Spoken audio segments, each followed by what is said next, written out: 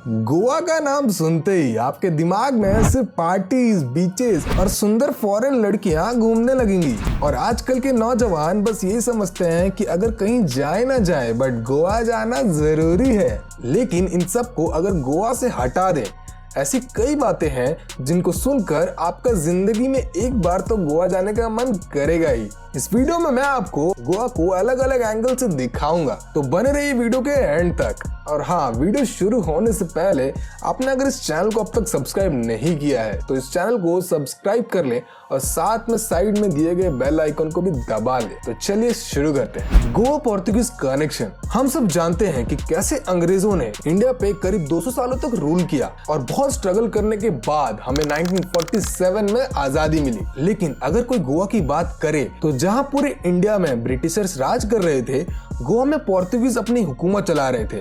उन्होंने गोवा पर 450 सालों तक राज किया। 1961 में इनको पोर्तुगीज से आजादी मिली, जब इंडियन मिलिट्री फोर्सेस ने मिलकर यहाँ से इन लोगों को भगाया। हालांकि आज भी गोवा में पोर्तुगीज के सिविल कोड्स और रूल ही चलते हैं।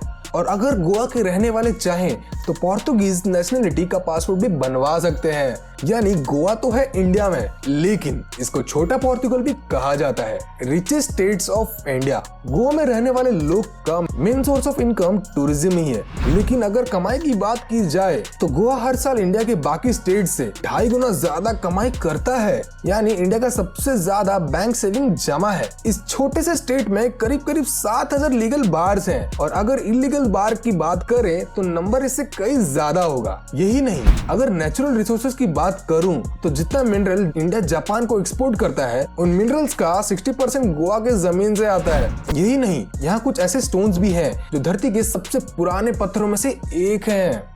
बायोडायवर्सिटी। वैसे तो गोवा को इंडिया के सबसे छोटा स्टेट्स बोला जाता है, जो नॉर्थ से साउथ 120 किलोमीटर और ईस्ट से वेस्ट 80 किलोमीटर लंबा है, जिसमें से लगभग 30% लैंड फॉरेस्ट कवर्ड है। यहाँ 275 से भी ज्यादा बर्ड स्पीसीज और 40 से भी ज्यादा एनिमल स्पीसीज पाए जाते हैं। तो अगर आप गोवा के किसी वाइल्ड लाइफ सेंचुरी में हैं और लकी हैं, तो आपको यहाँ ऐसे बर्ड्स या ऐसे एनिमल्स देखने को मिल जाएंगे जो आपको इंडिया के किसी और स्टेट में नहीं मिलेंगे। यहाँ आपको 35 अलग अलग बीचेस के साथ साथ कई खूबसूरत वाटरफॉल्स भी मिल जाएंगे। गोवा के मोरजिम बीच पर ओलिव राइडली टर्टल भी देखने को मिलते हैं, जो आपको उड़ीसा छोड़कर इंडिया के किसी और स्टेट में नहीं मिलेंगे। अगर इंडिया को दुनिया का सबसे डाइवर्स देश बोला जाता है तो गोवा का इसमें बहुत बड़ा हाथ है। Famous tourist spot. अगर आप गोवा के बीचेस देखने के प्लान से जा रहे हैं तो यकीन मानिए आप अपने आधे पैसे बर्बाद कर रहे हैं। यहाँ जितने टूरिस्ट स्पॉट्स हैं शायद ही कहीं और होंगे। बेसिलिका बॉम जीसस इन सभी में से सबसे यूनिक है। यहाँ पर सेंट फ्रांसिस जेवियर की बॉडी को 400 सालों से रखा गया है और वो बॉडी अब तक डिकम्पोज नहीं हुआ। दूध सागर वाटरफॉल। इस खूबसूरत से वाटरफॉल की क्या ही कहने। जंगलों के बीच में इस वाटरफॉल को इंडिया के सबसे ऊंचे वाटरफॉल में से एक कहा जाता है। Naval aviation museum. दुनिया में से बहुत से कम म्यूजियम है जो नवल एविएशन को डेडिकेट किया गया है। यहाँ पर आपको इंडियन नेवी के एयरक्राफ्ट, बॉम्ब, पैराशूट्स और कई अलग अलग डिफेंस इक्विपमेंट्स देखने को मिल जाएंगे। कसिनो कार्वेलाई। ये एक ऐसा कसिनो है जो 24/7 खुला रहता है और ये धरती पर नहीं बल्कि एक बोर्ड पर बना है। ऐसा कुछ आपको इंडिया में ही नहीं बल्कि पूरे एशिया में कहीं नहीं देखने को मिलेगा। और अगर आप इन सारे स्पॉट्स को घूम लें तो रात को आप अरपुरा नाइट मार्केट में भी जा सकते हैं, जो दिन में नहीं रात में खुलते हैं। Unique transport system. अगर गोवा के ट्रांसपोर्ट की बात की जाए तो ये इंडिया में सबसे ज्यादा यूनिक है। यहाँ के रोड ट्रांसपोर्ट को कदम्बा के नाम से जाना जाता है। यहाँ आपको बस, कार, वैन ही नहीं बाइक, टैक्सीज भी मिल जाएंगी, जो आपको एक प्लेस से दूसरे प्लेस पे ड्रॉप कर सकते हैं, वो भी बिल्कुल आधे दाम में। भले ही आज आप पूरे देश में ओला, उबर जैसी कंपनीज बाइक टैक्सीज प्रोवाइड कर रहे हैं, लेकिन गोवा इसको बहुत पहले से यूज कर रहा है। और गेस करिए आप इन बाइक टैक्सीज के ड्राइवर को क्या बुलाएंगे? पायलट।